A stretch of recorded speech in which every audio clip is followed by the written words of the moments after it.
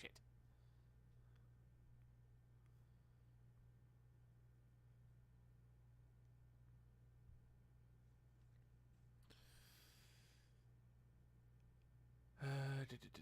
I really hope the audio is working. Really hope the audio is working.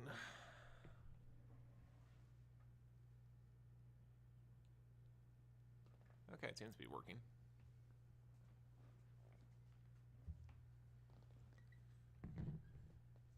Give a few more minutes.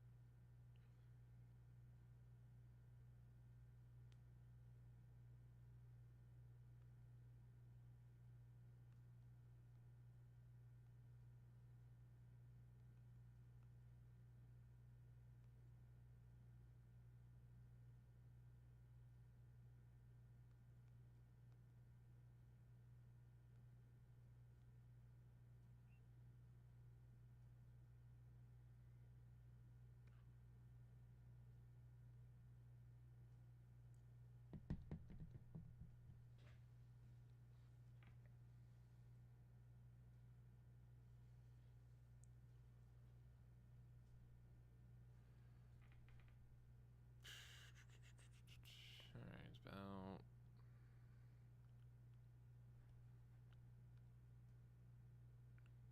Not too much longer.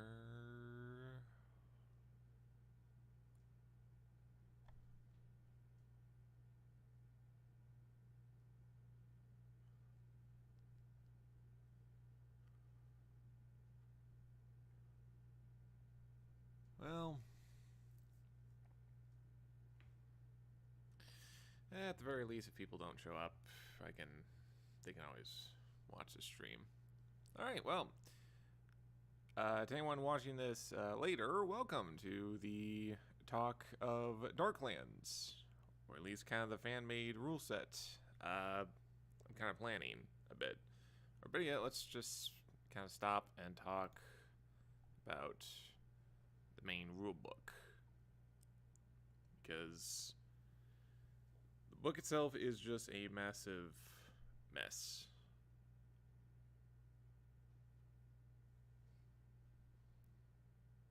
And I really don't know like how else to really explain it outside of a massive video. It's just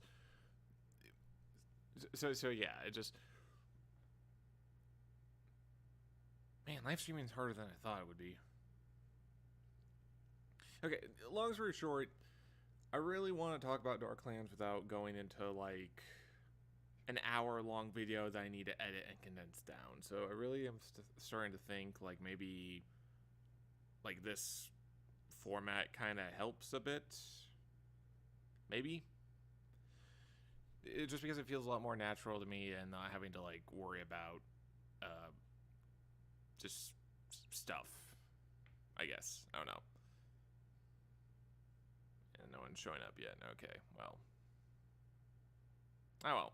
Okay, anyways, regardless, I want to talk about it. So let's just kind of take it from the top. I mean, I've made so much. I've talked about this already. It's horribly written, the rule book. So I kind of want to break it down to like discuss it. So let's just jump down to here. Let's essentially get to the intro. Now, at the moment, if you're this is the online version that if you were able to buy the physical copy, which I think I have it here.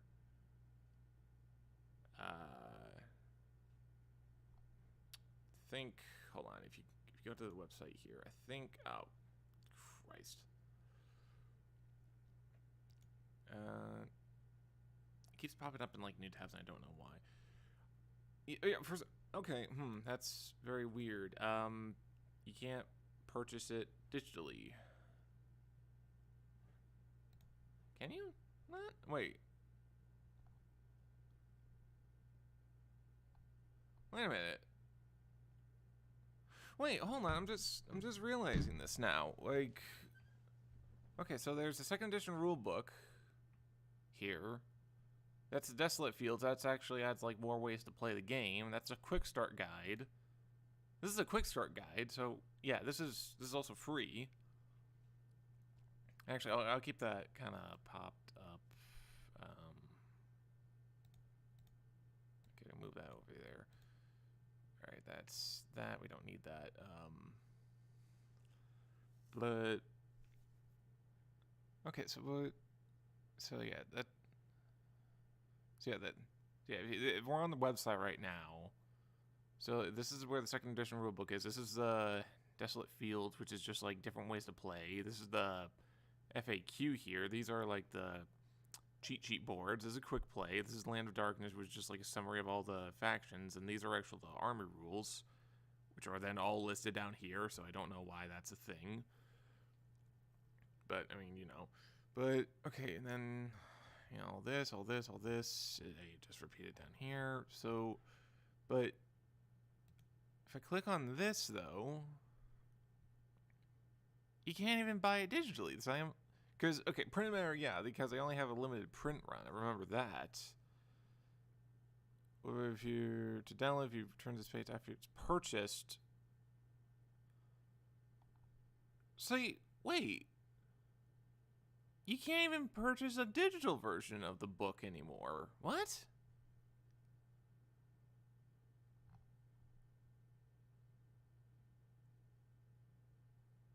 Okay, well, that just makes things a lot more interesting. And by interesting, I mean complex and no sense. Huh. Okay, well, that's weird. Alright, anyways, but to the actual main rule book, just the formatting is just... The formatting is just awful. It's absolutely awful. So here we start with, let's just slowly go through this at a time. I don't know how much I want to get through the actual rulebook here, but at the very least, I'll just try to get as much done as I can, maybe in like an hour and a half or so. So, and with the digital version as well, it's like you will notice like it's a lot of like blank pages because I'm guessing like all the original images and whatnot were just too hard for it to load up because it's like a near 400-page book for a war game. All of it is rules, by the way. A lot of it's not lore, like in a lot of stuff, or like in Warhammer. No, this is straight up rules. So yeah, but yeah, basically, Chapter 1, Darklands, it's a nice little fluff text, just gives you a very brief rundown of like the setting. But then you actually come down to the actual introduction. So let's just kind of take this through. So Darklands hobby. Darklands is much more than a game. It's an engrossing, highly rewarded hobby. Different elements to devote to. A huge amount of amazing sculpts to collect and paint, all of which contain miniatures of vast different sizes and all that. It's just basically fluff text. The miniature, let's see here. Crucially, it gives you a huge amount of dark fantasy to spark imagination amongst a great realism. Alternate histories and all that. So, yeah, it's basically very much just kind of giving you a rundown of just like how to get into kind of draw you into it, which is fine for the most part. And then, of course, like, you also have a lot of these sections here. So for any new wargamer, for those who are experienced, are daunted by the rules, should not have to read the rules in its entirety. As long as this one player has a basic grasp of the following rules, the rest can be read and reread as leisure to ensure rules are understood. It gives them the breakdown of everything going on here, so then, of course, it relists the intro for whatever reason. But then afterwards, it again gets into like the Darklands host, which is like how you build your army and understand hosts as a whole. Section 3 kind of breaks down the battlefield, along then with like positioning and general battlefield rules like of sight and movement, which we probably won't get to this today, and we probably won't be able to finish Section 2. It'll just depend. Section 4 is the actual battle. Section 5 is orders. That's relatively short. Section 6 is kind of a dense one, but just because like there's so many actions to go through, and then reactions are kind of the same thing.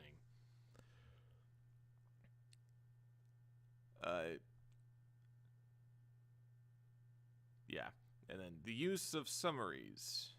This is basically just like a summary that like pops up a lot, especially within like Section 6 and 7, because when we eventually do get to those sections, it gets ridiculous. Oh yeah, and then down here, of course, watch the videos or play with an experienced player. It's recommended that new players watch the various videos provided via the QR codes, which, by the way, still do not work in this rulebook or on the Mirror's website, or Mercer's website, to get a sense of how the game plays, or even better, how to learn with the Darklands mirror scenario or an experienced player.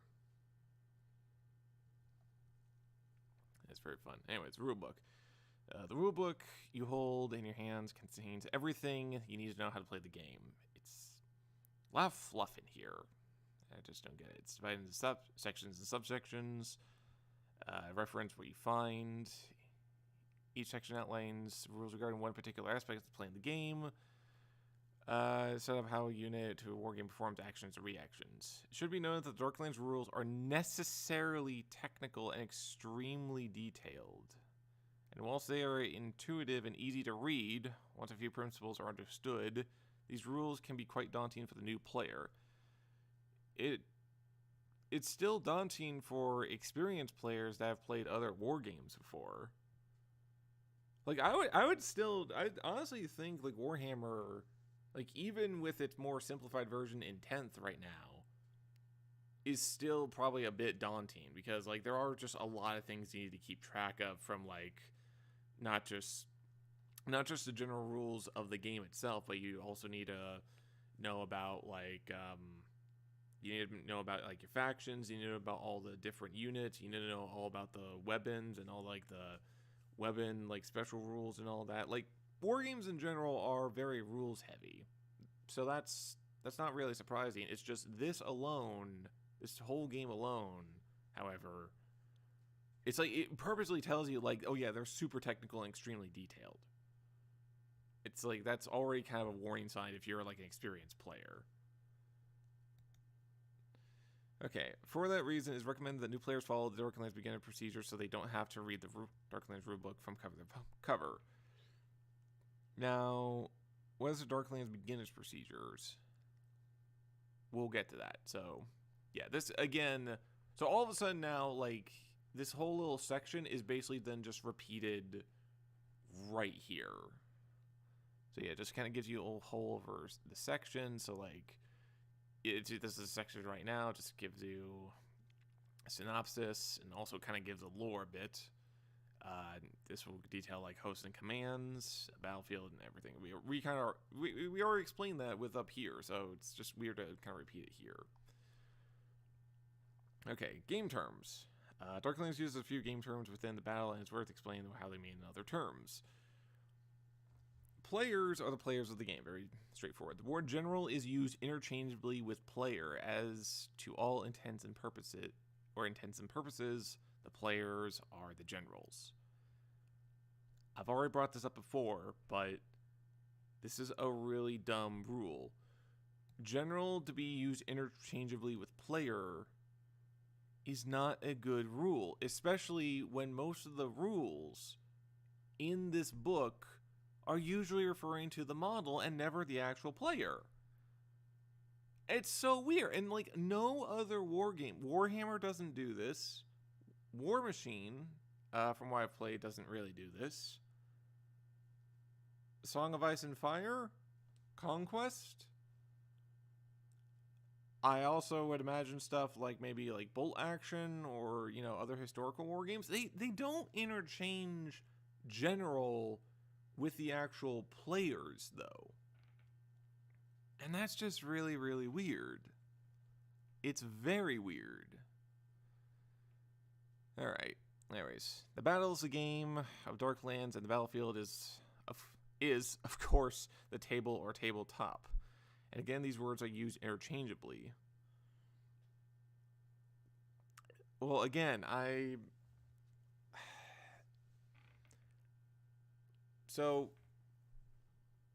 but the thing is, like, a lot of time, again, a lot of the rules in the future will just refer to just the battlefield. It won't refer to table or tabletop. And, like, the thing is, like, I think in terms of, like, if you're just casually talking with another person, they can understand, like, the battlefield, it can just mean table or tabletop. So I kind of find this to be redundant and not good. All right, all the miniatures within a host are called warriors. Within these rules, and the word miniature and warrior are used interchangeably.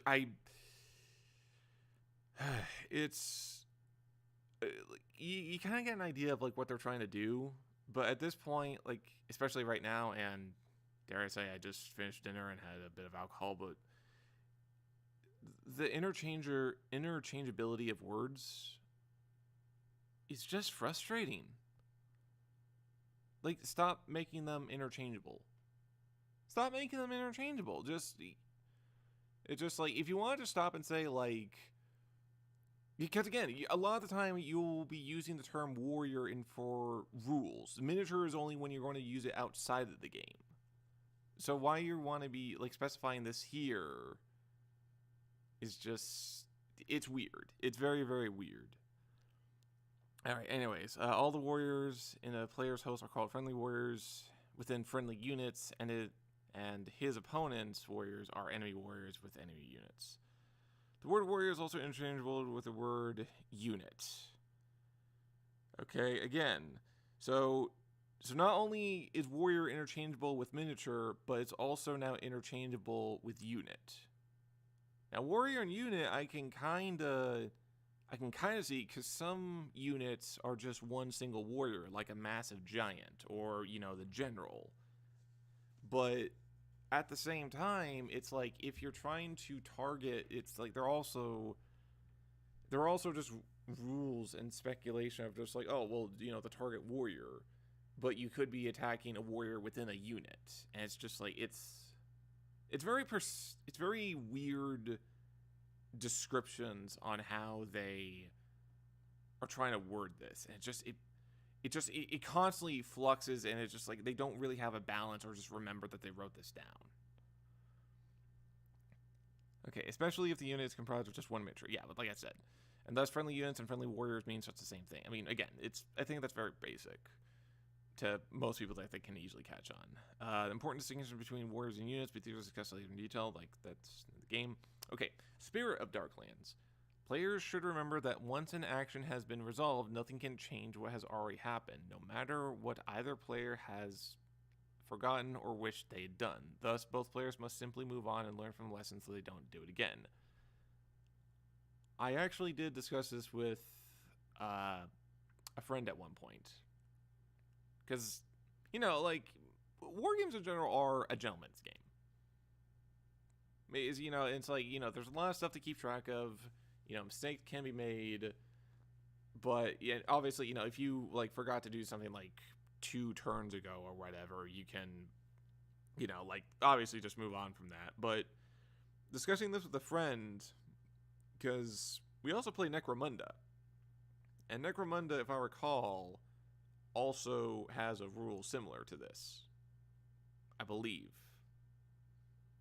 No, wait, this isn't. No, Necromunda doesn't have this rule. That comes later. Hold on, I'm dumb. My mind's wandering. All right. Anyways, it's inevitable that Darklands battles, especially for the first few battles of the plot, things will be forgotten. This is part and parcel of the learning and playing with a set of wargaming rules, and should be remembered by all players that mistakes are often the best way to learn. I mean, yeah, that's fair.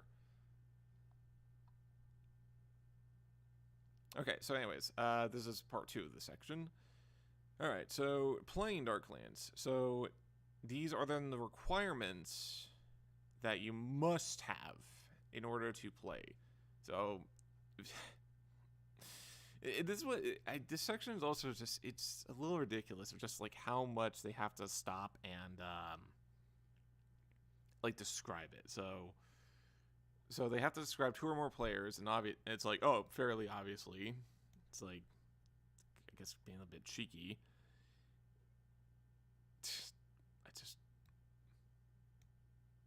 I just realized this. Jesus. Okay. Anyways, a host for each player. Each player must bring a host to play with for the appropriate battle size according to the battle scenario being played. Yeah, and all of this is basically just filler text. All of this is really not needed when you really stop and look about it. Like, you can just go with this, and that's it. It's like, oh, well, what's a host? Well, you'll explain that later, because you literally just even said, like, you'll explain what a host is. And then the battlefield. Whilst any flat surface, such as a kitchen table or workbench, can become the battlefield, and additional of terrain features can be much made a better experience.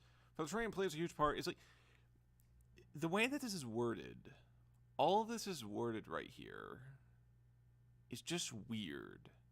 It's like, oh yeah, well, this is something that a different friend I've discussed this with feels like, it almost feels like Rob is trying to write the rules to be like you're casually talking with someone. Like you would almost have a conversation with them in like a game shop. So like you could just be talking to someone. It's like, oh yeah, well, you like a kitchen table, a work bench, or even just a standard like desk can work like for a battlefield. Like you want to add terrain features here and there to like make it much more immersive and also make the game a bit more balanced and fair and all that. It's like that's kind of what I feel like a lot of these rules are. But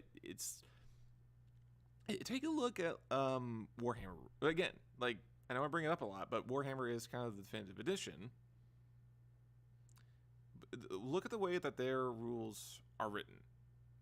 But just for the most part, like don't take like all right now because like they're pretty janky at the moment too. But for the most part, they are they try to just be very short, but precise, and as clear as they possibly can be. Here, it's just like you're adding. It feels like there's so much fluff they have to get through.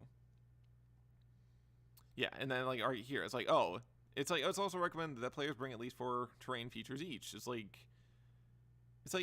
you can even just stop and say like this is better. Like this should just be a very quick intro guide. You shouldn't be having to explain all these details here. This is just the intro. The intro should just be giving you enough of the bare basics to understand of like what you need going on. And then as you read further or like you kind of flip to the appropriate sections, then it'll explain like more in detail like what you need there. All right. The Darklands rulebook, which is basically just this.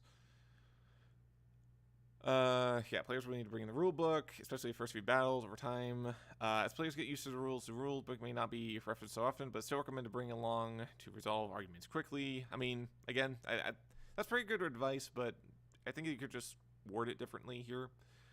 Summary cards. Remember how to perform actions in their sequence or find a modifier and the details quickly. The summary cards are very useful indeed, which if I actually go back here, because these are actually the summary cards. You want to know how fucking big these summary cards are? If they actually ever load up.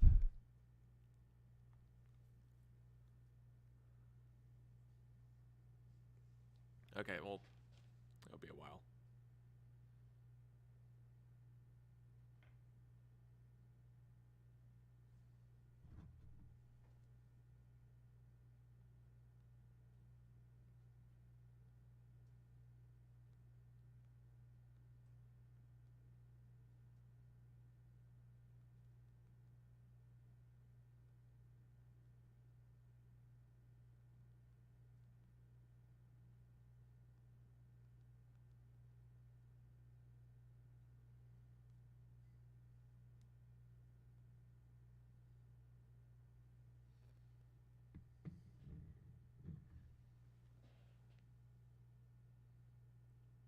did not think it would take this long to load.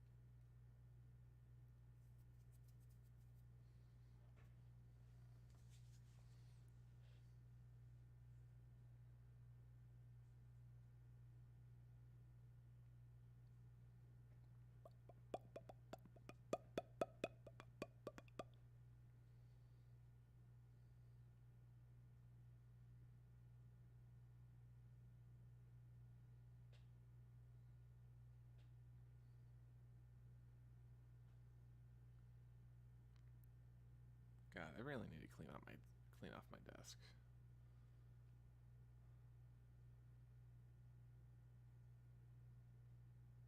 I can barely find anything on here. It's just full of minis and dirt, I guess. No, that's not dirt. No, that's what's it called? Coconut fibers. That's it. Yeah, it's coconut fibers. The lizard pen gravel stuff. Okay, here we go. Yeah, so this is basically the summary board. And I can't scroll. Okay, so it's still loading. Yeah, but I remember I got these in the mail. And all of this is basically just one giant board. All of this is just a sequence, by the way. And also just take a look at, like this is just the setting up the battle sequence. And they don't just stop at, like, okay, here's, like, step 1, step 2, step 3. Like how a lot of things also typically go. Because, like, actually, hold on, you know what? Well, no. Another time. Yeah, but it's like a general better sequence would just be like, let's just show this, show that, show this, show that. It's like a lot of this extra text should just not be here. But I mean, also just look at all this. There's so much here that you need to stop and, like, look at. Now, obviously, we will also get to this later, but it's like these are also massive, by the way. These are so massive. Yeah, but we'll get to that later. So anyways. Yeah, so that's the battlefield. Rulebook, summary cards. Summary cards are just, they're over the top. They're absolutely over the top. Order tokens. Order tokens are a huge part of the game. Remembering units order can be a very trying experience, especially for an opponent. And as each unit is under an order, its appropriate token must be brought and attached to the correct unit. Like, again, it's like, the way they word this is just, like, it's very weird. Because, like, they basically want to say, like, yeah, it's a part of the game, and it's, like, very important that you list it down. So, like, why not just... There's a different way that you can word this. There's absolutely a different way that you can word this. Let's see. Are also used to note the vigor unit. If a unit is alert or weary, show the side of the token displaying the order's name. And if a unit is not activated in the current battle hour, show... Oh, wait.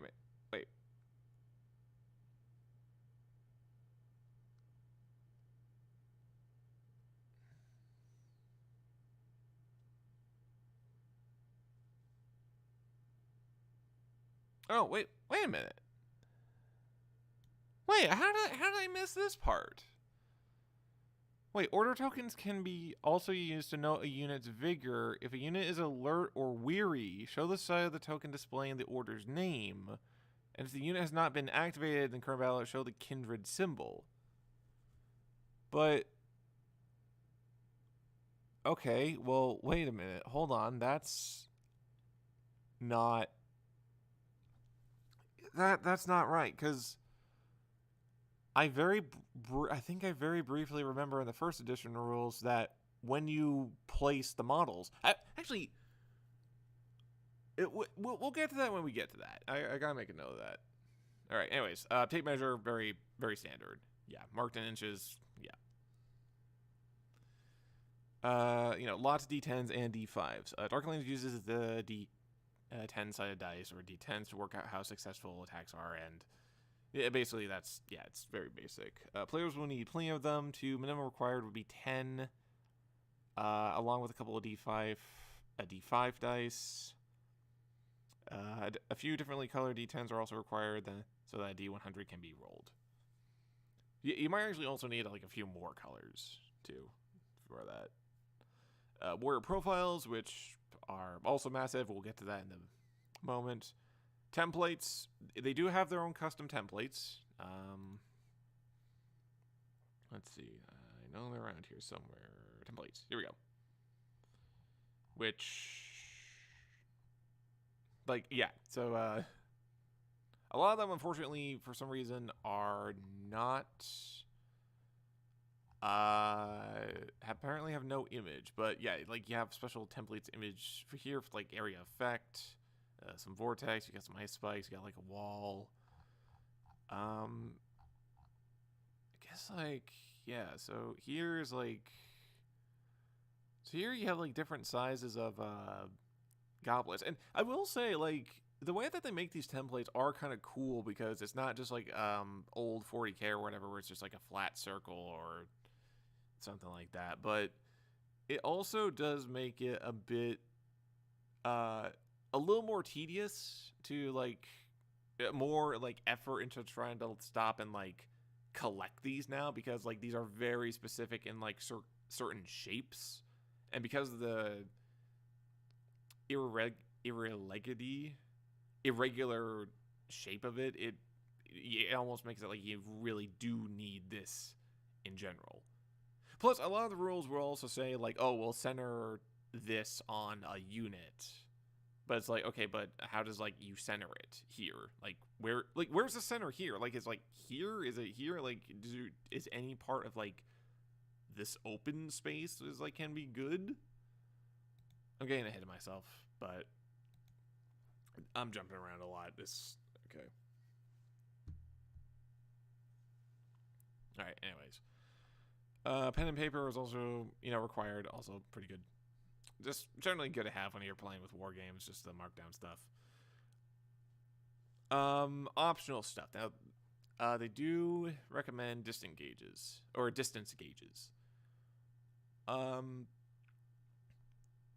I'd say most of this stuff isn't too bad, but it's, well, some of the stuff is, I would definitely say, is optional. Other stuff is, I think, a bit more questionable in that you actually do need it, though. So yeah, distance gauges.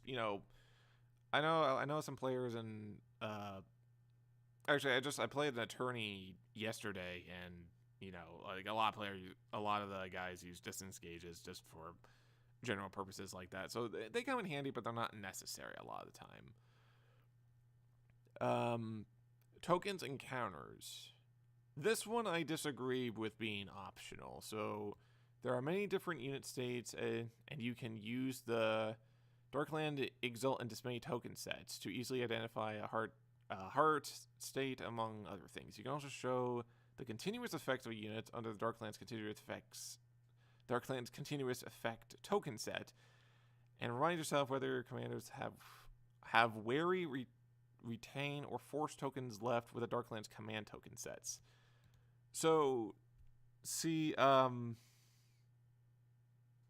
again, it's like there's more tokens now that you need to stop it. Like, okay, some of these stuff like Exalted and Dismay, like, sure, but if that's also like kind of going to be a core part of the game, shouldn't that not just be a mandatory thing?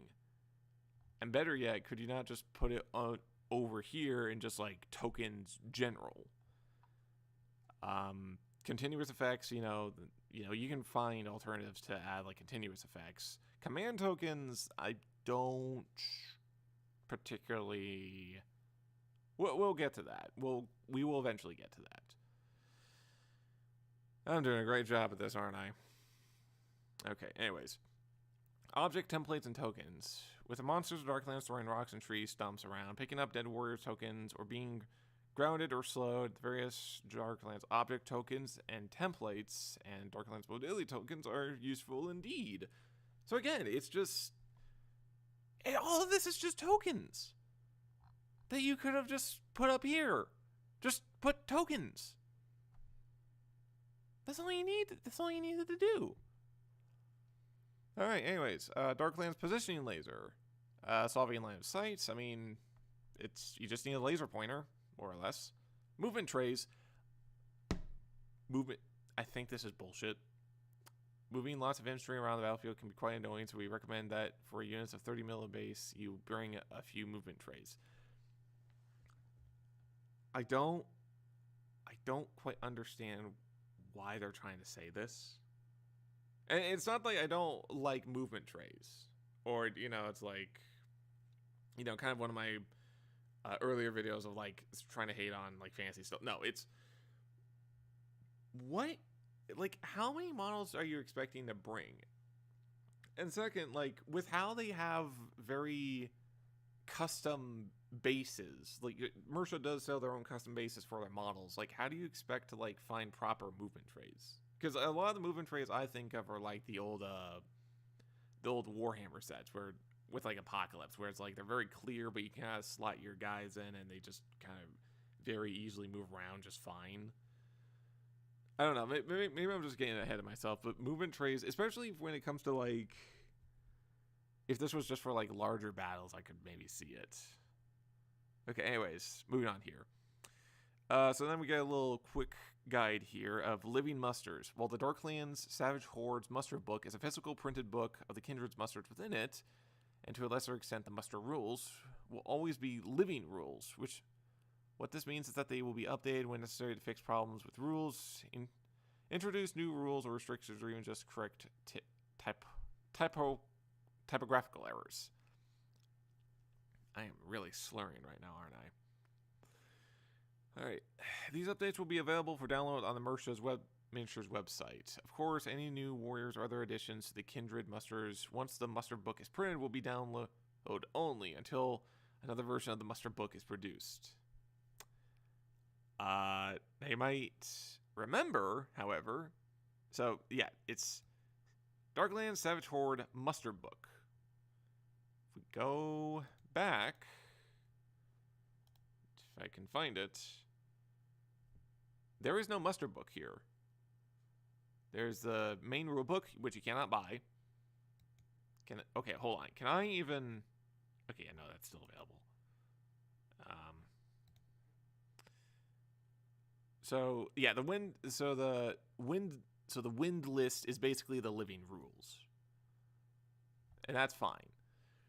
The summary boards. This is a quick play. Land of Darkness, which is just general faction summary.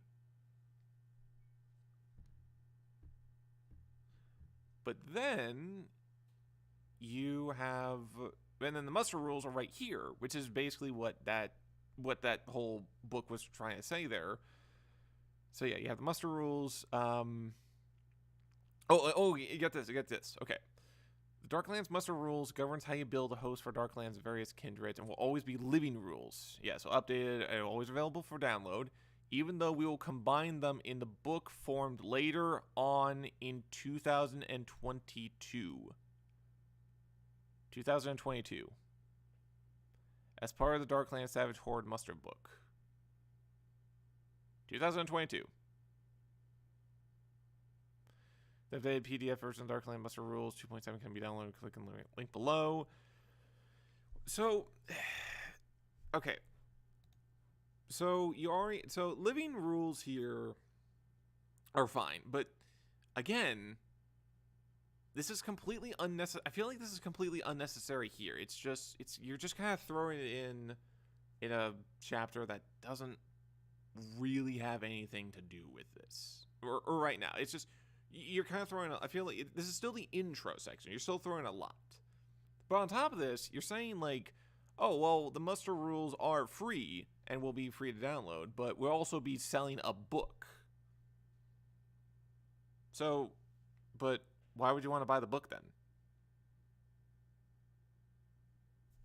Why would you want to buy a physical book to gain army rules when you're already giving those army rules for free?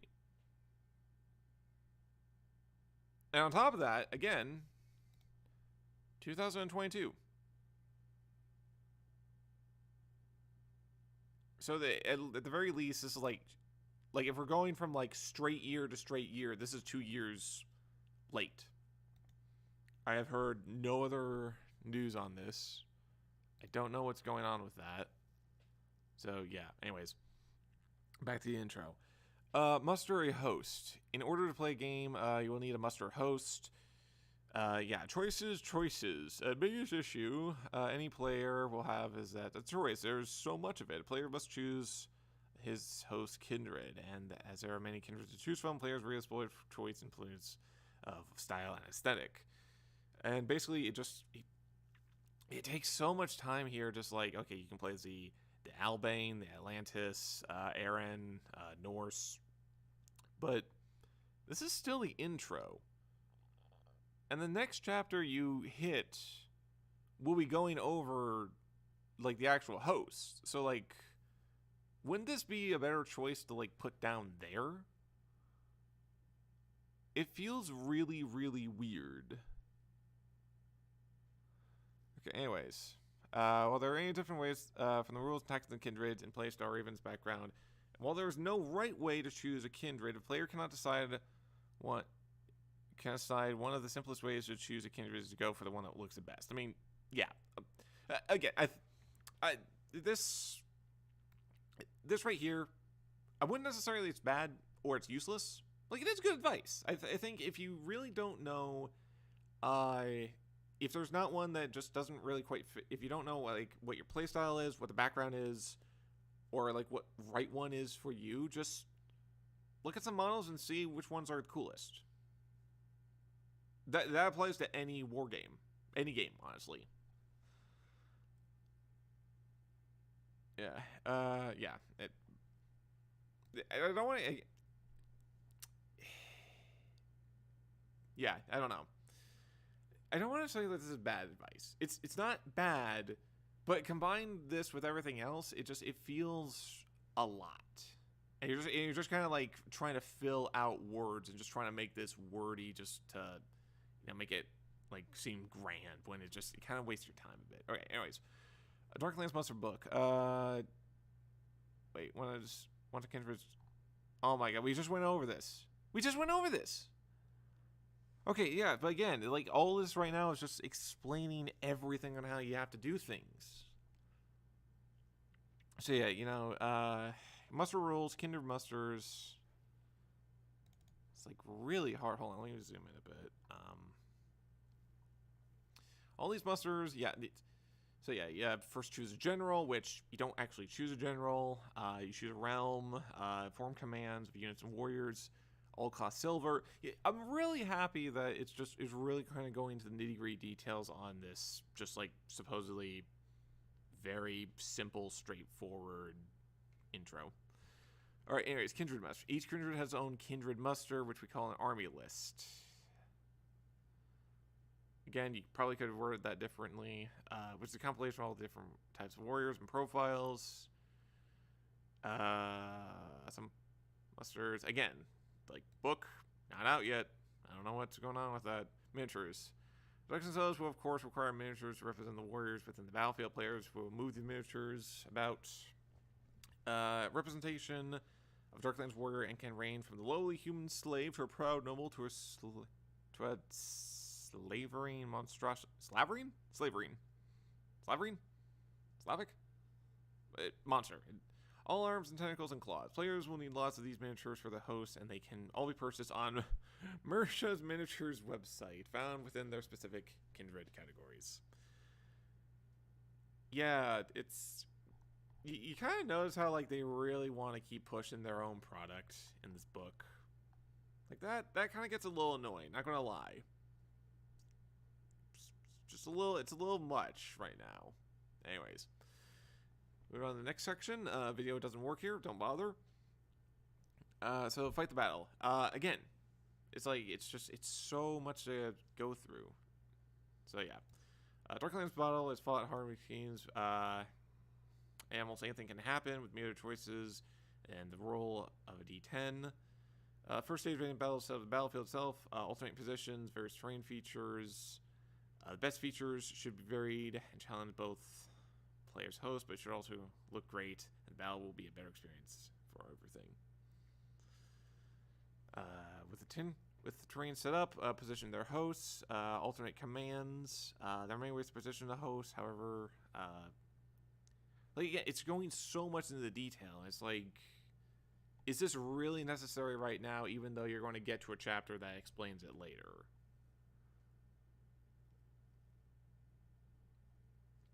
Okay, players have positioned their hosts. They can a Darklands battle is played in a series called Battle Hours. With each battle hour, each player takes a turn to activate one of their units, begun by a general by gaining the initiative. Once activated, a unit can perform many different actions, depending on the unit's order, of course. The unit might be maneuvered into position, blah, blah, blah, blah, blah. It's the wise general always knows how to stack the odds in their favor. At the end of the battle, one player is the victor and one is defeated, usually because one host is dead or fleeing, unless it's a particularly hard-fought battle and ends in a stalemate. Whatever happens, whoever the victor is and whoever is vanquished, both players must shake hands and agree to a rematch. Both players must shake hands and must agree to a rematch. You have no choice. I do not care if you have I do not care if you have work in the morning at 6 and need to get to bed early. I don't care if this is our 5th rematch of the night. We have to keep playing. And you must shake my hand again. Okay, obviously. Man. I did not have that much alcohol tonight. I don't know why I don't know. Maybe I'm trying too hard. Alright. Alright, anyways. We're still not done yet. Okay, general principles. This is page 12, by the way. And, oh, hey, look. We do have photos. And text and page number are merging. That's lovely. Okay, anyways.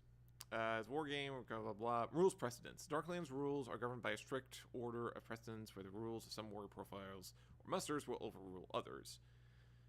So at number 1, we have the main rule book. At number 2, we have the muster rules, which is just your army rules. And then number 3, we have the profile rules. The higher the number, the greater the precedence. In other words, warrior profile rules will always overrule muster and Darklands rules found in this rule book. Which is a little weird when you have this listed as number 1, number 2, number 3. Again, I think you could have, like, explained this a bit better. Okay, regardless. Player acuity. I've discussed this with a friend long ago, even in 1st edition. Well, let me go over. Many of the rules presented in this rule book are intended for Darklands players with varying experience of the game, especially reactions called player acuity. Players that have only just begun to play Darklands, perhaps those with less than 20 battles under their belt, should regard themselves as having the apprentice player acuity. These players should avoid any rules that are marked as intended for journeymen or masters. Journeyman players have played a good number of games of Darklands, perhaps up to 30 or more. That's quite a few. But who still consult the rulebook regularly should still avoid master rules where they can. I mean, okay, that's fair. Players who have a great deal of experience with Darklands and who don't need to consult the rulebook for much at all. Wait. Oh my god. Oh my god, are you kidding me? Wait. How did it... I don't think... Hold on, I need to check something.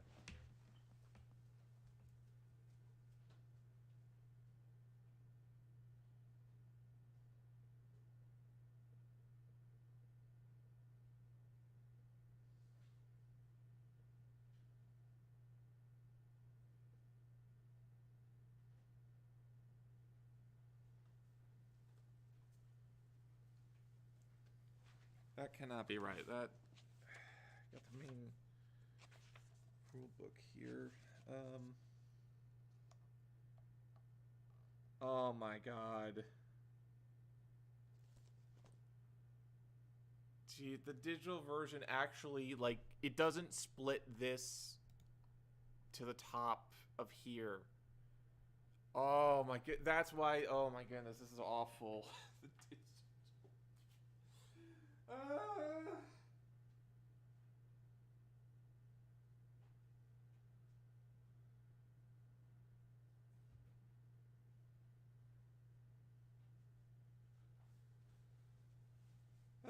Man,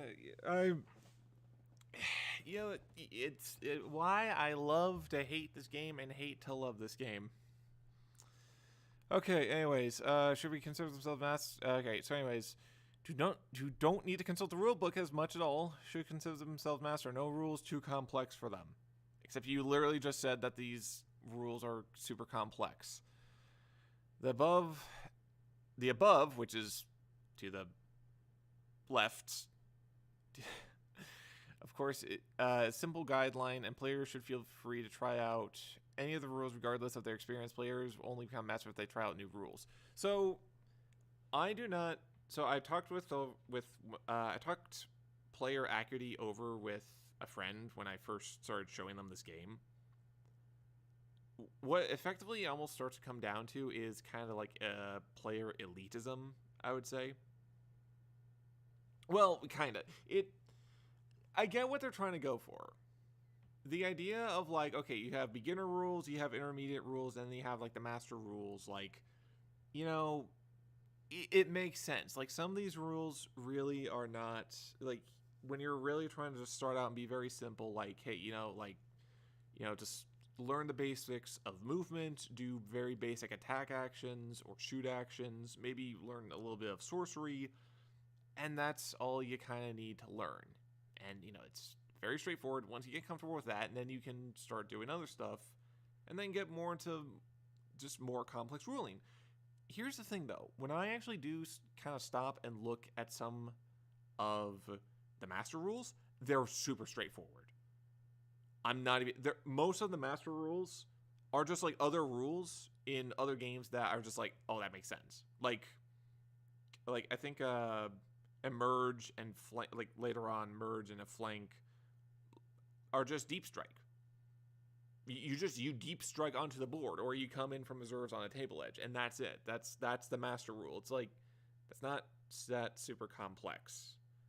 So having this system here, well, also the other thing too is I don't really know any other war game. There aren't really any other games that I know that actually do this a whole lot.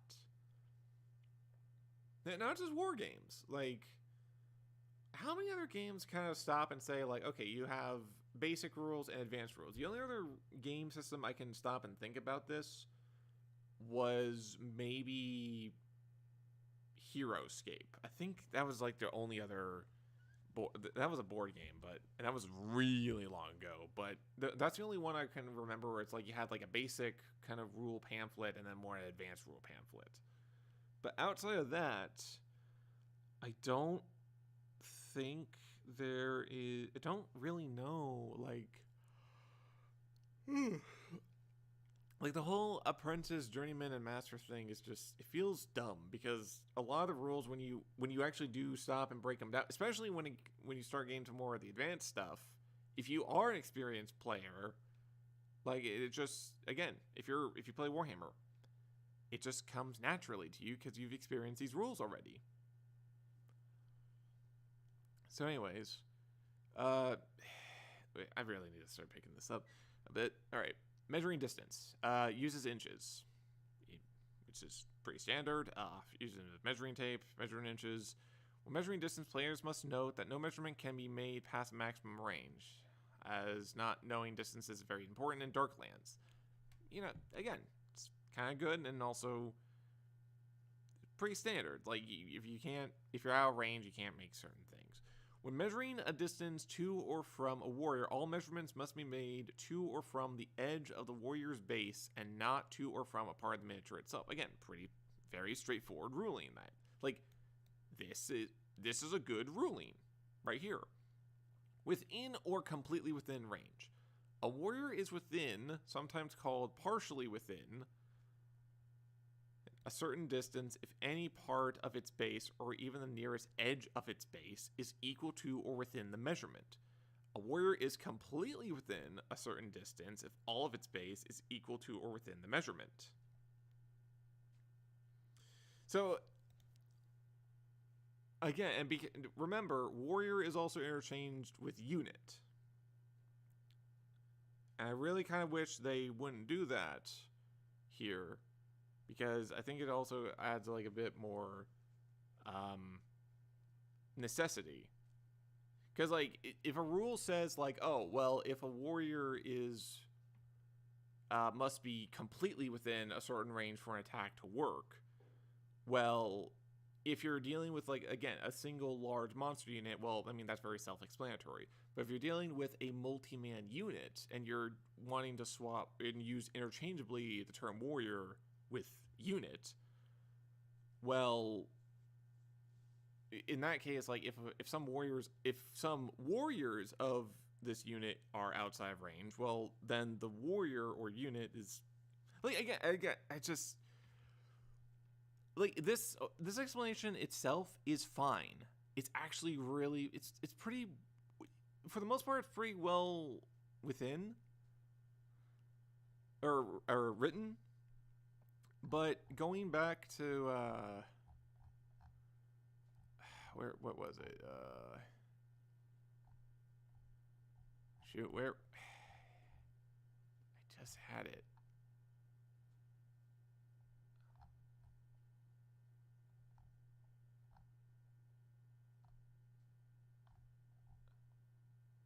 Yeah. So yeah, all warriors yeah, or here. Warrior also interchangeable with unit. I don't like that. If you're referring to a unit, you're referring to just a general unit with a profile, and it could range from one single solitary warrior to like multiple warriors. But warrior itself refers to like just the miniature itself, and that could refer to like a single warrior in like a unit of so and so. It's just, I don't know. It's wording, I think, is very important when it comes to wargame. Any sort of like rules like this. Okay, where was I? Oh, here we go. Oh shit, they have a section on movement trays. Many players use movement trays to move their miniatures around the battlefield, which is a great way to save time when moving units of 30 in perfectly acceptable games. I mean, again, if you saw my last video, or my last video on Darklands, Rob increased the minimum number you need from like 10 to 20. So yeah, movement trays would be nice here, but that's also because you made it much more of a problem just by demanding more already from them for other players. Players must never measure distances from the edge of movement trays, however, only measure from the edge of the warrior's bases. That makes sense.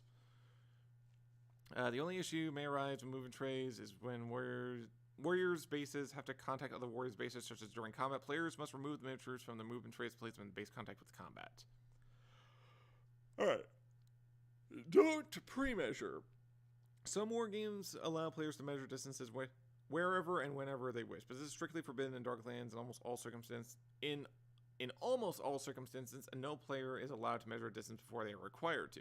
This is what I was talking about when I said Necromunda kind of did this. You are almost never allowed to pre-measure when it comes to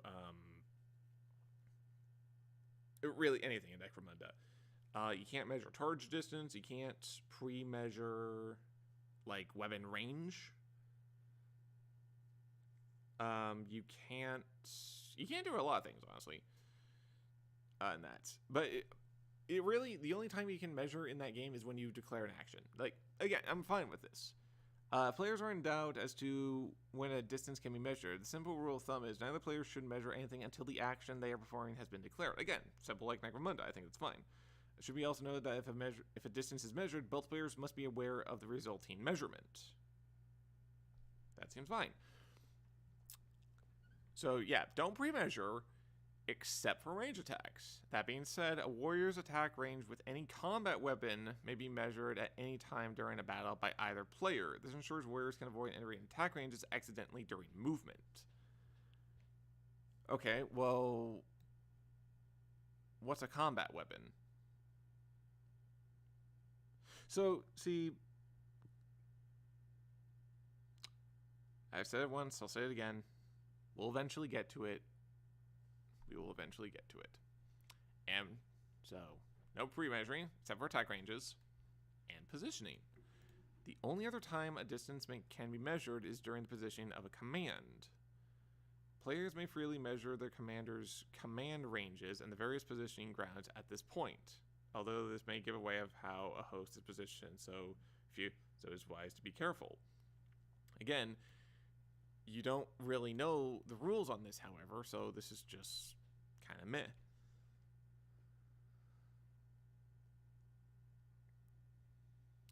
Anyways, rolling dice. Darklands uses 10-sided dice, or D10s.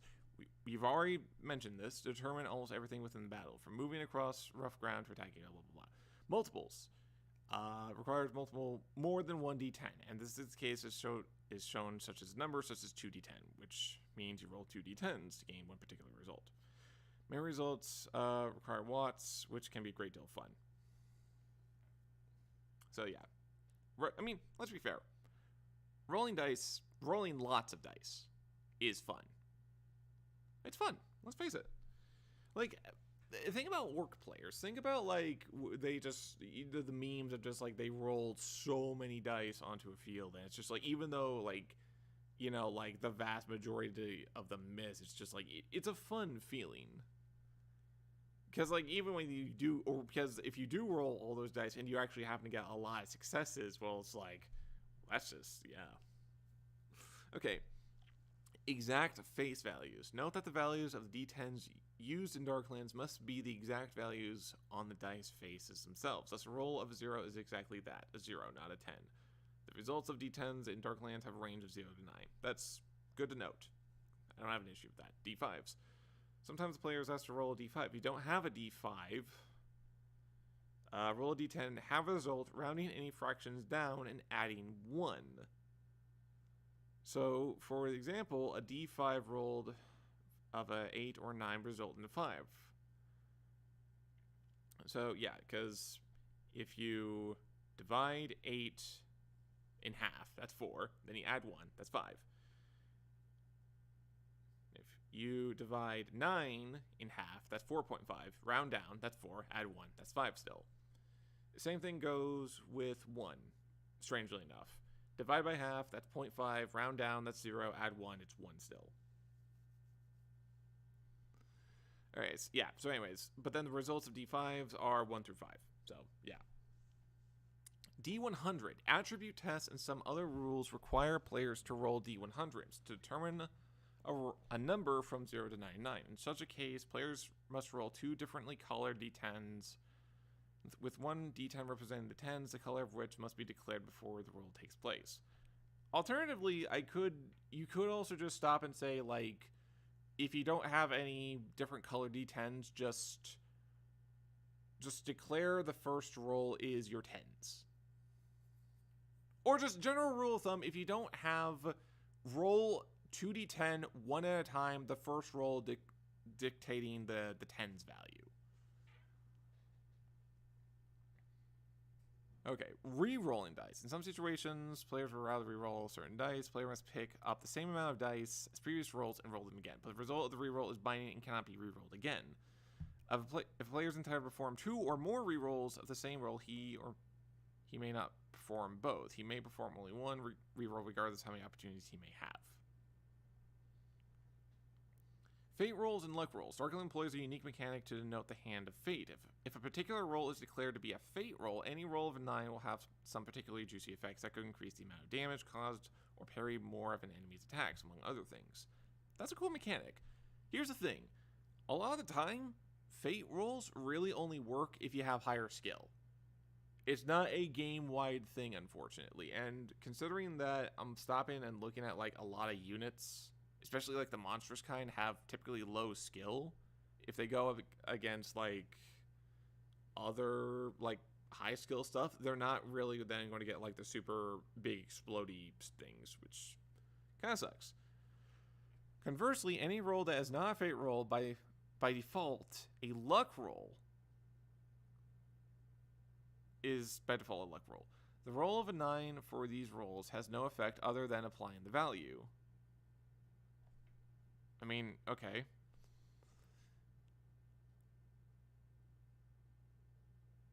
So, why even refer to it as a luck roll then? So, again, it's like you would think, like, okay, a luck, like, you're saying this, like, a luck roll actually, like, ooh, well, like, a fate roll, like, applies stuff. It's like, oh, you get to do, like, more damage. You get to, like, apply fire or something. But if you don't have a fate roll and you just happen to roll a 9, well, it's like, oh, it's a luck roll. It's like, what does that do? It's like, it just, you apply the value as normal, like any other die. It's like, well, why even bother, like, specifying it? It's like, what's the point? Okay, natural rolls. Sometimes the rules will use a natural roll, which simply means a roll's result rather than a modified roll's result. And that's it. That's all the description. Sometimes the rules will use a natural roll, which simply means a roll's result rather than a modified roll's result. Okay, then you go down to modifiers. I actually have such a huge fucking grudge against how they have worded modifiers now that I've really stopped and, like, take a look at it. Okay, modifiers are often used in Darklands to ensure warriors with certain traits or abilities, units in particular states, or some effect or occurrence affect a die roll, or a dice roll. Modifiers are applied to the natural roll or the calculated value. Oh, I guess I changed this. Natural roll or calculated value after it has taken place and can be negative or positive, although there is almost always a cap. Modifiers are usually cumulative. For example, if a natural roll is modified by both -10 and +20, the modifier is +10. Negative modifiers are applied before positive modifiers are applied.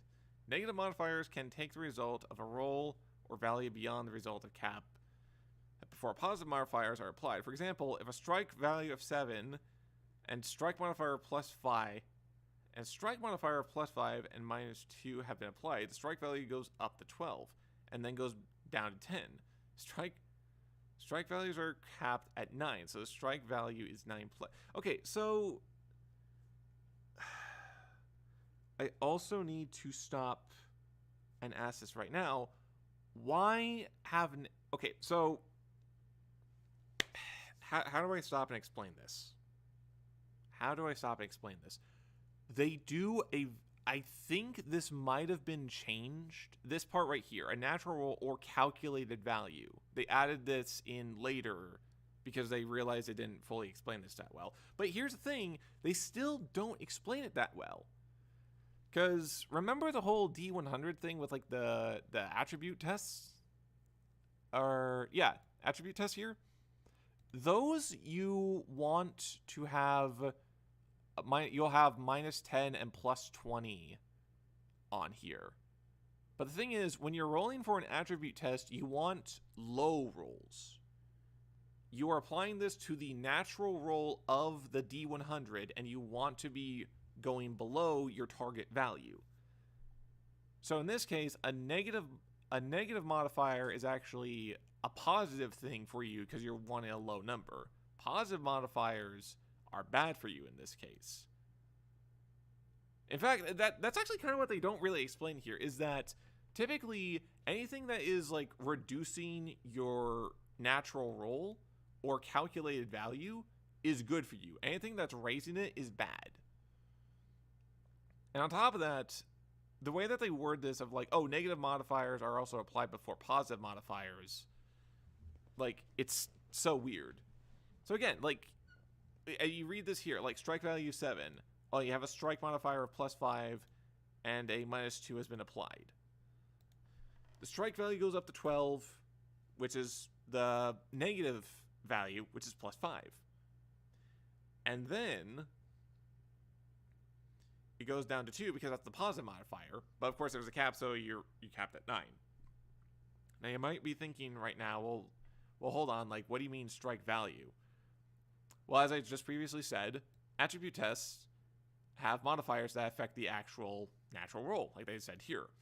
The calculated value in this particular case is the number that a natural roll is trying to, in this particular case, trying to meet or beat in order to succeed. Very common, it's going to be involved with melee attacks, shooting, or magic.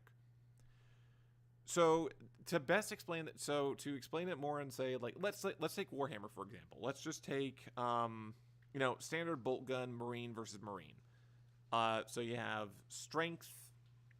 So normally, a Marine is typically going to be hitting on the 3+. That's good for them. So if you stop and say, oh, well, you have a +1 modifier, well, then effectively that's going to be added to the die. So how then that typically works in game is, okay, so you add a +1. So 1s suddenly become 2s, technically, unless they're like natural rules. And then 2s become 3s. Your to-hit modifier is 3+. Your 3+ is your calculated value to hit. And the modifier works there in that sense, where now 2s are successful hits. However, if you were to try to apply this to Darklands, a minus is what you would then... You're not applying it to the natural roll, you're applying it to the strike value. So let's stop and say the same thing with the Space Marine. But instead of saying you get a +1 on your die rolls, let's say lower the ballistic skill to 2+, in a way. So you're not affecting the die roll, but now it's still the same math. It's still the same effect. You're still now allowing 2s to be successful, but instead of affecting the actual die roll with a modifier, you're affecting the actual value that you're increasing or decreasing. It's also kind of a way in Age of Sigmar. There are some units where it's like you give them like a certain piece of armor. Okay, well, now we'll say, now improve your armor save from a 5+ to a 4+. In that case, you can think, okay, you just went from a very high number that typically would be very hard to roll, but now you're lowering that value down, so you have a greater range of where that dice can now roll and be much more successful, if that makes sense. But they don't really distinguish that here. They don't distinguish that this is for attribute tests for D100s, and they don't really explain that these modifiers are affecting the strike value.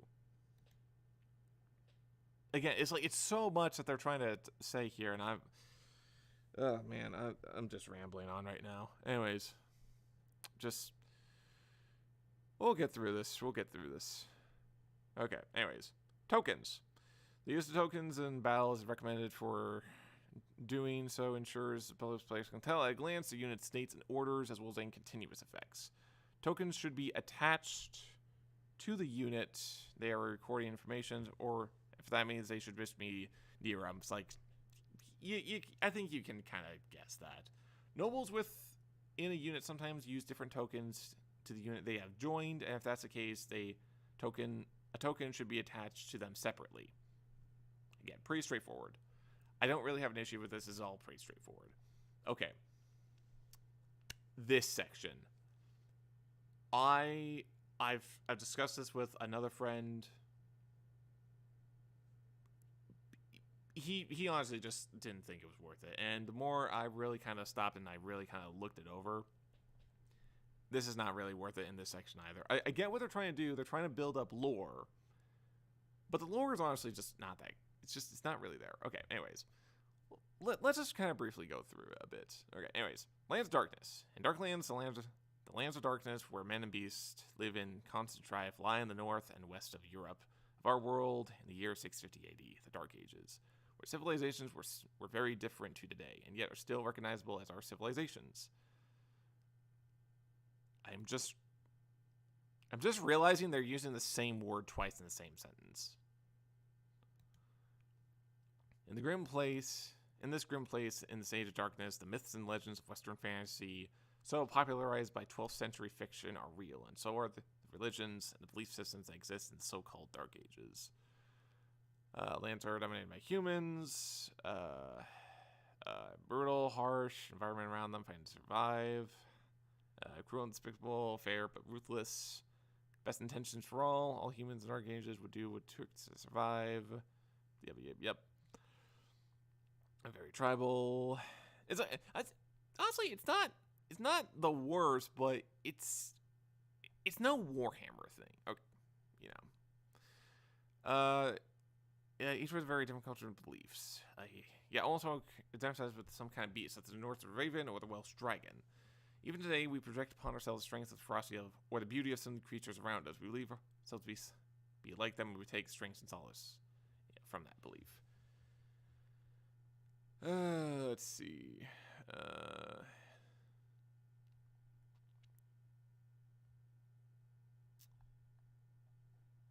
It's mostly just like a lot. It still feels like it's not like trying to convey quite a setting here. I don't know. It's weird. So all Darklands asks you, it's like, see, you get through all this nice, cool fluff text that's like explaining the whole thing.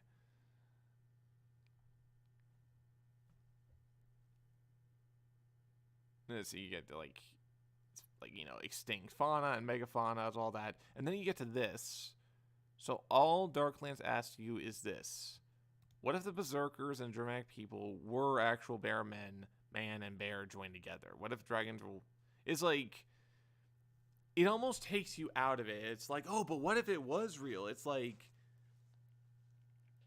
it's almost like it's almost kind of like a very cheesy History Channel show where it's like, oh, what? Like, it's like, remember when the History Channel or some like historic channel like tried to made a program to convince people that dragons were real, or I guess it was like more of a spoof, and it wasn't. It tried to like bring reason of how like dragons could have existed in actual history. I think I still have like the old calendar, or even the poster with that as well. All right, anyways, but more importantly, how would normal humans interact with them? And how would the people that existed in the Dark Ages behave if such things were true? And how would they interact with so many people? As if you didn't already ask like a shit ton of questions already. The answer is simple: war. Okay, so anyways, various races, alliances, and kingdoms or Darklands are kindreds and realms. You've already explained this before. Like,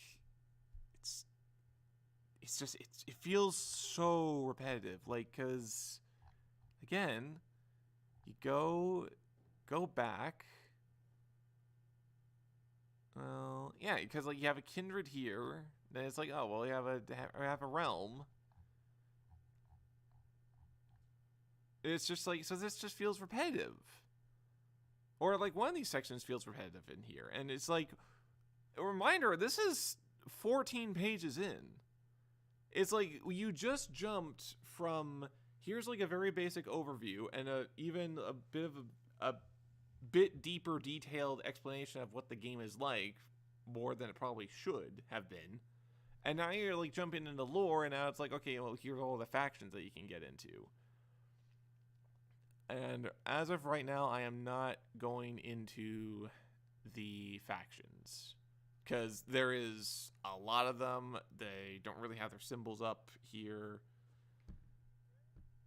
And I'm just kind of losing. I'm actually kind of drifting off at this point. All right.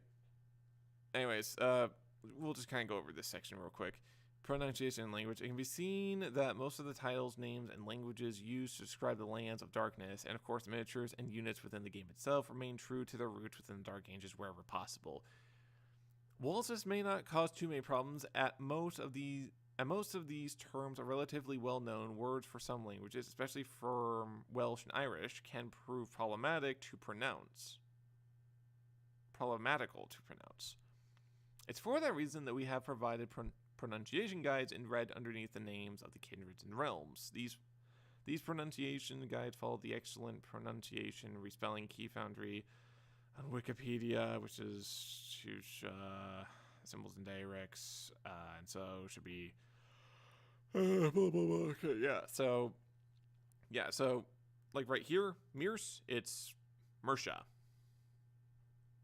and Anglican for it.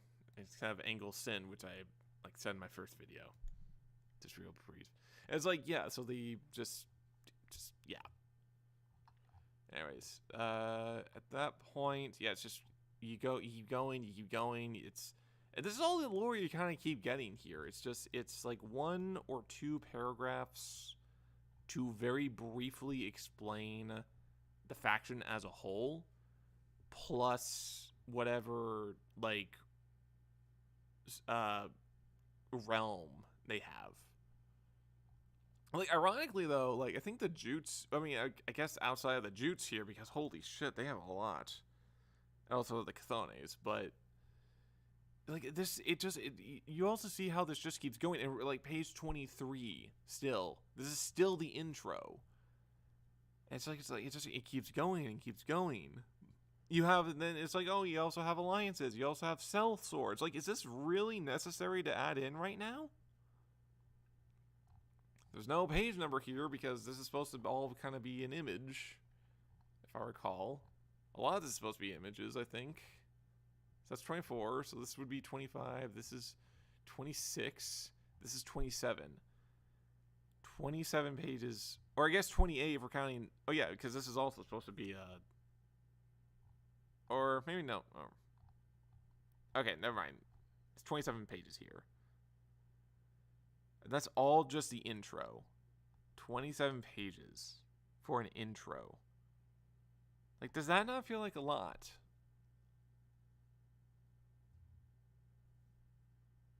Still alone. Okay. All right, no, that's fine. So anyways, I really thought I'd be getting farther tonight, but considering it's late, I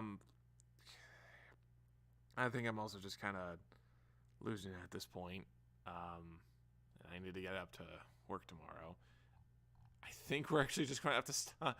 Well, I'm probably going to have to somewhat start cutting this a bit early because I really wanted to get to chapter 2 here and actually get a little bit farther, but I don't think we're getting that far. So instead, let's start going over a little bit of my fan edition a bit. So yeah, I'm working with this on Google Docs. I got like a whole breakdown here. I kind of got pretty far. But we already saw like how all of that just from the intro is just, it's very bloated. It's bloated. It's not really focused. It explains more than it really should. So just in general, here's how I kind of thought to rewrite it. So here, you have the basic introduction. So then we go into here. Darklands is an extremely rewarding, highly tactical war game set in the year 650 AD, with added elements of fantasy based on the myths and legends of Northwest Europe. Very short, but very straightforward, and, should really try to take your interest. Take command of a kindred and lead your armies to glory, riches, and honor against those that stand in your way or wish to tear down your kingdom. Pretty cool. It was like, you want to be the attacker, you want to defend your shit, also good. This rulebook contains everything you need to know in order to play Darklands. It is split up into chapters and section. It is split up into chapters and sections, which, now that I think about it, we can probably... Oh, whoops.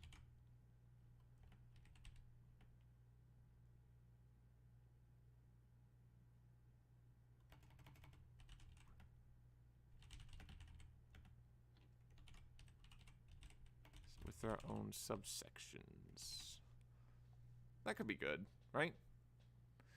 It's split up into chapters and sections with their own subsections. Chapters outline the broad rules. Oh, wait, no, I already have... Wait, hold on. You can really tell I'm losing it, because... Yeah, chapters outline the broad rules and revolving around certain aspects of the game, while sections expand on various rules in those chapters and may have subsections to break down certain rules further. Like, yeah, it's very just short and condensed, but it gets you the information that you need without dragging and adding too much fluff. So then right here, you also have the basic chapter breakdown. You have the Darklands host. And here, like, I'm not adding the introduction. The introduction should not be its own chapter. It's the intro. The intro should just give you a very quick base introduction to how the game plays. So anyways, chapter 1, start with the Darklands host. It's very simple. Understand how units work and how to build a host. And building. It's like, understand how units work and building a host. Second, battlefield rules, rules and how the board works, battle, just how to set up and play, orders, actions, reactions, very simple. You don't need to go into too much text on this either. So then you have game terms. There are a few common terms that should quickly be explained before reading further. So it's like, again, this is all very, very, very basic stuff. So like players are just the people that play the game. We are not mixing the general. Why is this highlighted in red, you may be asking? Because this is still kind of a work in progress. And on top of that, the general is, when you kind of get to this term, it's like, you kind of already know what the general is going to be in like the follow-up chapter. So it's like, I'm not really sure if like this is something I should just like keep in here, or if I should just need to remove it. But anyways, then you also have just like, if you're referring to the battle, the game itself, the field or battlefield, the table or tabletop the battle is being played on. It's like, it's very basic stuff like this. And again, warriors, it's like, you don't interchange it with units, and again, this is also going to be explained later, just as you go right into the next chapter. So it's like, I'm not really sure like why I would even like want to have this still in here. This part I might also just take out, just because why not? Anyways, so then you quickly move down to, okay, here's now how to play Darklands. You have requirements. There are certain requirements in order to play Darklands that must be brought. 2 or more players, including yourself, probably just 2 or more players is probably the best to probably end on. Hosts for each players, like, again, very basic. Like, I also like decided just like highlight or bold these words just to be like, I think that's kind of like, actually, now that I think about it, why I added this little section here, because like, if it's bold, like, it could be like, okay, this is a very key word. It could be explained later on. Just keep out for it. You need a battlefield, any surface, such as a table. This, again, it's kind of similar to what, like, previously they were talking about in, where was it? It is kind of similar to here, but it's not like trying to get into more fluff. So like the addition of terrain, it ensures a much better experience for the terrain. That's a huge part to evolve. You're at least expected to bring 4. It's like, no, it's just just find a flat table. Terrain features can also be added to and are recommended to enhance the experience. Like, that's all you need. That's all you need. If you want to get more into details, read into the actual chapter on the battlefield. You got the rule book, which probably should add up here, honestly. And then just order tokens, tape measure, lots of D10s. I personally think, with how I'm like constantly reading like unit profiles and whatnot, instead of a minimum of 10, you're going to need like 20 to 30 minimum, depending on the army and the units you're bringing. But again, it's like all this right here is just like, it's very short and to the point. Then you have optional stuff, again, very short and to the point. And some of this stuff, I'm not even really sure if I want to add, like, more of it. Like, I'm really not sure, like, if movement trays should be... Honestly, I need to highlight that right now. I'm not really sure if I really like the idea of adding movement trays. It's just, if you're getting to the point where it's like, you need actual movement trays to, like, move all these miniatures around, you might need to start reconsidering it. Because I feel like there are way too many... Well, I don't want to say there are way too many games now where it's like you're moving too many models, but I feel like when you stop and kind of have to say, like, oh, well, if you're having a lot of miniatures and you need to move them around, that can kind of start making people think, like, how many minis am I going to need? Because, like, when I was thinking about Tyranids, I was thinking, like, if I kind of want to go with Hormigons, or just, you know, a lot of, like, a heavy gaunt army, like, how many am I actually going to need, and how much is that going to, like, require me to paint? Mostly, I think it's also the painting part that's going to, like, start kind of scaring people, too, so, I don't know. Well, I mean, what the hell am I saying? I need to keep moving. Okay. Quick summary of the game. This, I think, really is kind of what breaks it whole down. So, in order to play the game, 2 players must plan when to meet and build their hosts. To do so, they must first choose a host kindred and gather miniatures for their units they'll be bringing to represent the various warriors and monsters that will move about the battlefield. After hosts are built and players meet, it's time to set up the battlefield. Then the players position their hosts on the field and clash in battle. A battle is played in a series of battle hours where each player activates one of their units to perform various actions based on what orders are given to them.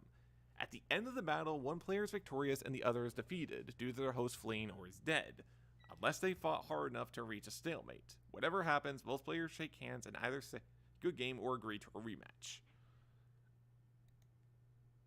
There's no must. I'm still cracking. Oh, geez, I'm still cracking up over that. It's just, I don't know why. It's like, it just, so again.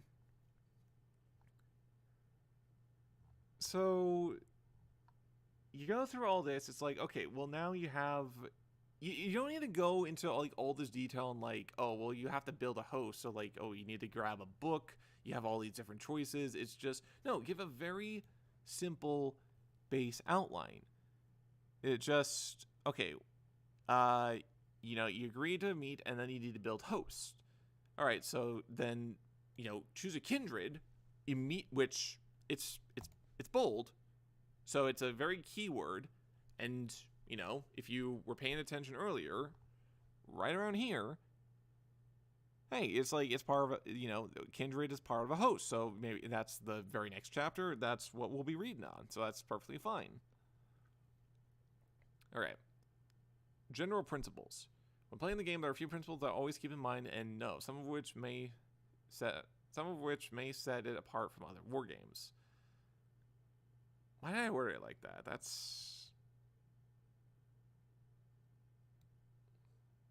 I can probably remove that, honestly. All right, spirit of the game. As is with history, people don't get do-overs for mistakes or actions they've already taken. If an action has been resolved, there's no redoing or taking it back, no matter what a player here forgot or wish they had done. Both players must simply move on and try not to do it again.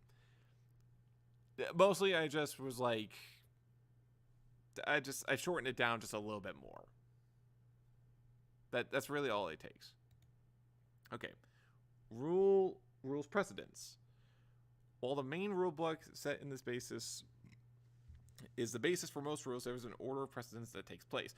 Again, this is kind of what I'm talking about. So, like, you have warrior profiles, muster rules, and Darklands rulebook. In short, it's basically pecking order, like who's on top. It reads and feels better. In short, rules of a warrior's profile will override any rule found within the kindred realm muster and the main rulebook. And rules within the kindred muster will override the main rulebook. Very short and simple, and also just clarifies that muster rules will overrule the rule book. Not too bad. Measuring distance. Darklands uses inches to measure distance on the table and will use a tape measure marked in inches to do so. When measuring the distance to or from one warrior, the measurement is done from the edge of the base of the warrior and not from any part of the miniature itself. Yes, a warrior is within a certain distance if the nearest edge of its base or any part of it is equal to or within the measurement. It is completely within a certain distance if all of its base is equal to or within the measurement. Again, I kind of just remove the partial within because it's just like it's just a little bit of wording that you can just remove, I think. Okay, pre-measuring. Then we get to pre-measuring here. While most of the war games allow pre-measuring whenever and wherever they wish, this is forbidden in Darklands. No player can measure a distance before they are required to do so, i.e. measuring a distance for a miniature to move before declaring they are moving for their action. Just a little clarification there. Players are in doubt, blah, blah, blah. You also might notice that instead of then, let me just scroll down here. So instead of like having like these like here's like the main subsection of like, okay, so don't pre-measure, but then you have like another subsection title here and another one here. I feel like it just kind of saves a little bit more space if you just kind of remove that and just shrink it down here, because you're still in the subject of pre-measuring. You don't need to like then fully break it down more. Because like, okay, you know, you got one paragraph here. It's very condensed, but it makes sense. And then you go to the second paragraph, which are like the two exceptions. There are two exceptions to this, however. A warrior's attack range with any melee combat weapon. Because here's the thing. I think there are some differences between like there are combat weapons and shot weapons. I can't remember off the top of my head if combat weapons are just very specific melee weapons. Shot weapons can also be counted as combat weapons if I am remembering. So I think just also adding a little bit more clarification of just like melee attacks is better, because a lot of the time if you're also just having to be like, oh, well, I don't want to be in range of the ranged weapon, well, that can't happen a whole lot because sometimes people will bring artillery and that will have massive range, and it's just a little silly. I think melee works the best because a lot of other war games also kind of have that ruling where it's like you don't really want to like have like unintentional engagement because of like just regular movement. But fun fact though, if I do this again and people actually come, you can actually just move into combat. But that's the thing we'll just get to, and we'll talk about next time. So yeah, you can pre-measure combat melee weapons to avoid entering combat accidentally, and during the positioning of a command, where players can measure a commander's command range when positioning.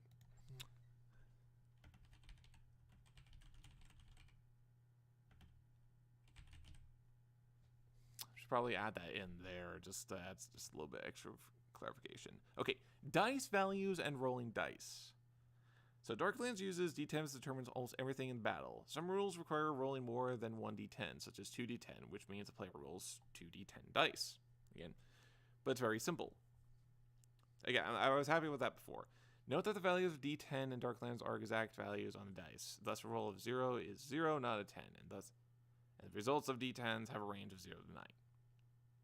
If a player is asked to roll a d5 but doesn't have a proper d5 on hand, it is simply a d10 with the result have, rounding down and adding 1. So, 0 to 1 is 1, 2 to 3 is 2, and so on. The results of d5 have a range of 1 to 5. Attribute tests and some other rules require a d100 to be rolled. In these cases, the player roll. Yeah, I already did that. And apparently, I guess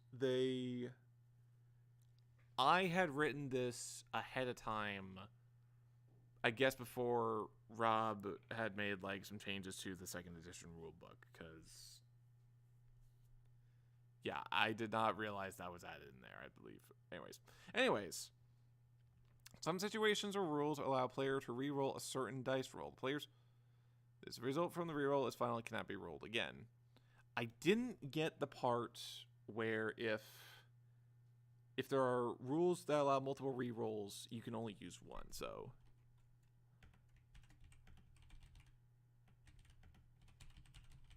if there are multiple rules.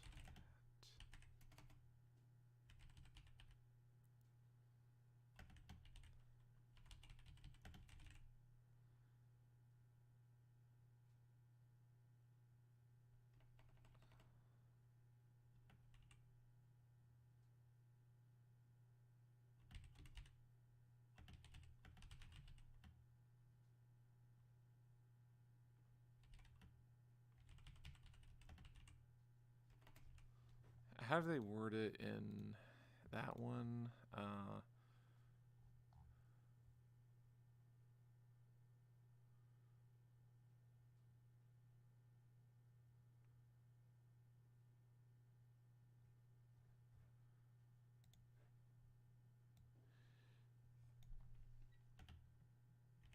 If a player is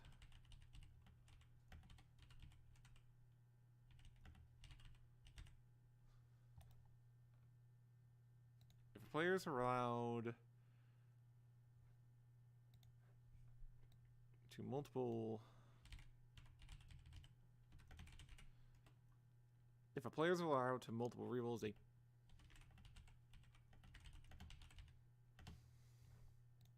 may only take one.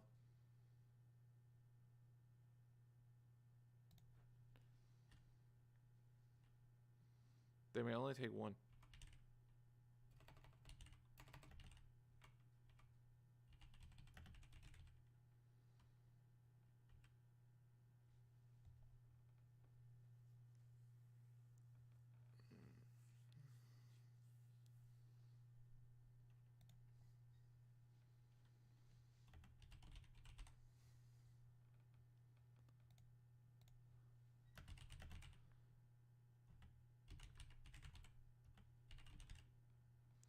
If a player is somehow allowed to multiple rerolls due to certain rule,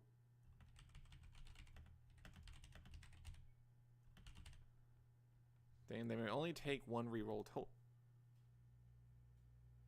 regardless of how many.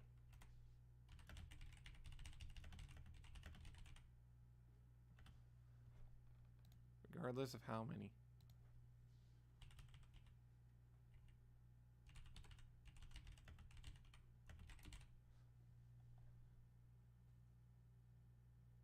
Nah, I think this is fine.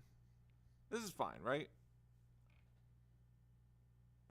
Darklands also employs a unique mechanic to denote the hand of fate, known as a fate roll. When this fate roll is possible.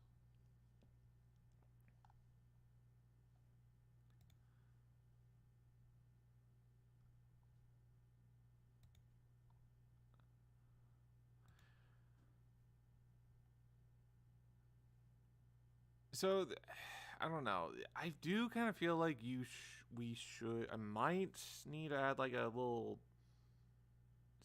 subsection here, just like maybe a bold and underlined for like fate rolls, maybe. But anyways, so employs unique when this fate roll is possible, as noted in particular sections. A natural roll of 9 will have extra effects, such as increasing wounds from attacks or extra parries to block enemy strikes. If fate roll is not possible, then the roll of 9 has no extra effects. It's like, yeah, you don't need to specify, oh, there's a luck roll. It's like, it's just extra terminology that means nothing. Some rules will use or specify a natural roll, which simply means you roll the die and use your roll's result without adding any modifiers. Modifiers are positive and negative effects that are applied to rolls based on a unit's trait, state, or some effect. These modifiers come in two ways. The first is applied directly to natural rolls, typically to those of D100 for certain tests. The second is applied to the dice value or the number needed for natural rolls to equal or succeed to be successful. These do not affect natural rolls themselves. The These are most common for combat actions, parries, and spellcasting, only ever needing single d10s. Lastly, modifiers are usually cumulative. But again, I don't get why the whole negative modifiers are applied before positive. It's because, like, you're applying... See, here's the thing. No matter what, you're going to be applying them at the same time. Yeah, negative modifiers, then plus, and then positive modifiers. And there are some rules where it's like, okay, well, but then you either then double it or have it, depending on, like, if the target is, like, easy or hard to hit. But, again, it doesn't really matter, because, like, why does adding a negative modifier first, followed then by a positive modifier? Like, unless because again, these are changed rules, so it could be that negative modifiers go first, then plus, like, you double things and then add positive modifiers. But it's weird. I left this part out. Anyways. All right, tokens. The use of tokens in Darklands battles is recommended so that both players can tell at a glance your unit states and orders, as well as continuous effects. Tokens should be attached to the unit they're recording, meaning they should... I mean, this is basically unchanged. I thought it was fine. That's basically what it is. And, you know what the funny thing is? If we just kind of keep scrolling down here, I just need to... do that... And voila! All of a sudden now, we have an intro section that is 2 pages long. Look at this. So this is the title. This is the title right here. Scroll down here, we immediately hit intro. So, you know, you're reading this, everything's fine. You know, it's like, okay, here's the basic breakdown. Here's, like, then, like, you know, here's how to play the game, which you have the main section here. You got then, like, another subsection here, as you can also note over here. It's all very nice. It's condensed. And on top of that, you then read all of this. I mean, okay, granted, to be fair, you do not have the issue of... I'm not sure, like, why some of these photos aren't popping up here. It's like a lot of this is supposed to be like artwork and like various other like miniatures that show off a lot. But like the negative space here also doesn't help. But even I dare say if it wasn't for like this stuff, the book would still, like, this whole intro section would still probably, I want to say, be close to... what did I say before? This was like, what, 27?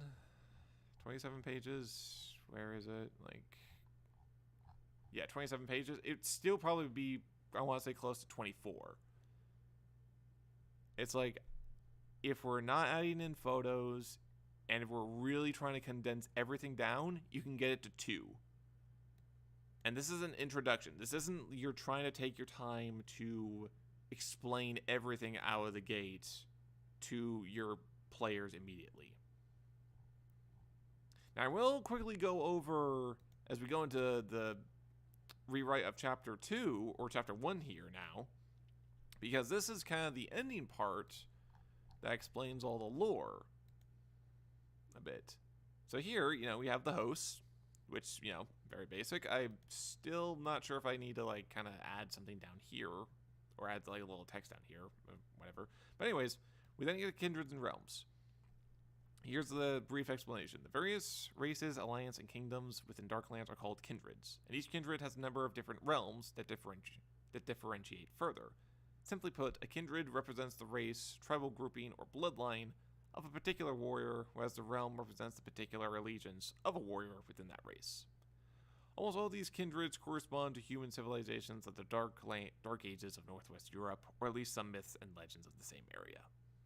Again, very, very straightforward. Very... And it's not trying to like really build up time. See, as much as I also want to like have really good lore to like build all this up on, ROM's not really built up on that since the first book. All of this is still the same. It's like this section here, all this, outside of maybe adding like a few different factions and stuff, like Saxna. Saxons. They're the Saxons. It's like it's really nothing. And what's worse is that when you do this, it takes up space because there's no actual development for them. So it feels pointless. So yeah, it's just. And on top of this, I feel like adding more of the lore here in the Darklands host kind of helps a bit better because you're now getting into the actual meat of the game. It's like, okay, this is where you'll be building your host, so let's kind of run through like all the different kindreds that you can like look at and choose to then start building from. So yeah, here we have like the Albane, which all that. I honestly can probably go over this further, and there's more we can go over. It's just at this point, I think I'm just kind of swamped. Yeah. But yeah, honestly, I think that's just so far the rewrite. The rewrite I have done does go for quite a bit, and there's a lot. I've been working on this off and on for a couple of years now. And I have, the last I got to anything was actually working on the actual actions themselves before I finally snapped. Because, oh boy, like the original rewrite of just like trying to simplify the game right now was kind of going okay, but now it's like I really just need to stop and fully rewrite the rules into something that's more cohesive. But I think so far with like just this alone is fine, because like it's so much fat here, so much fat of just unnecessary text that like you're mixed in with fluff. And just I know it's very hard not to like try to compare this like other games to other war games that are successful, but there's kind of a reason for that, because like, you know, they're doing something right. They're really trying to attract a crowd.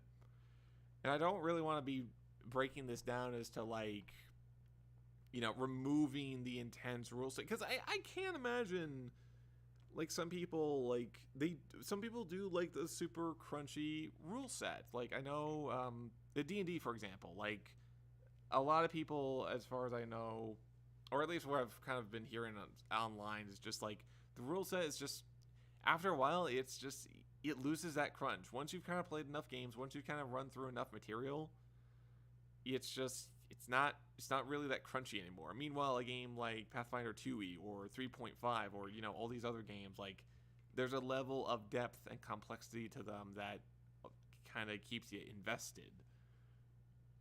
But here, on the other hand, it's like with D&D, it's like, you know, there's a lot to come back to, and it's like it feels mechanically good.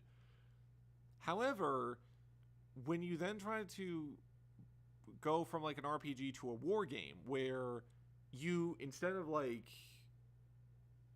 you know, especially if like you're, say, in a tournament or whatever, or you're trying to constantly like keep track of so many other things, because instead of one hero, you're taking command of like a army of some size, and you have to remember all these different rules.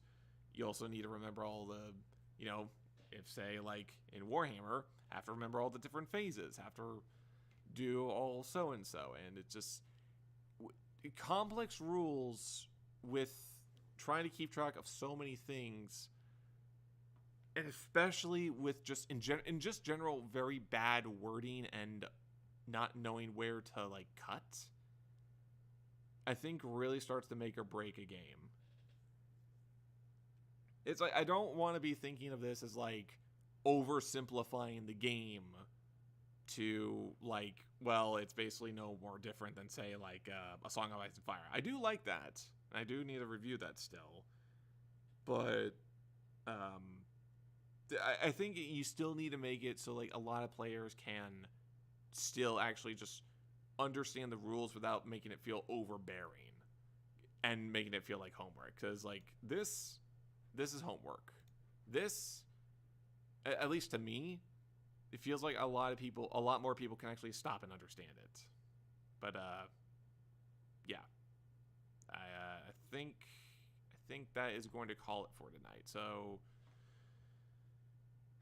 sadly, I don't think anyone showed up. So I've just been ranting on for about 2 hours now. All right. Well, anyways, I guess if anyone's watching this post-stream, just leave your comments down below what your thoughts are so far. I will judge feedback on that. I might do this again. Maybe, even if all the trouble of trying to set this up was worth it.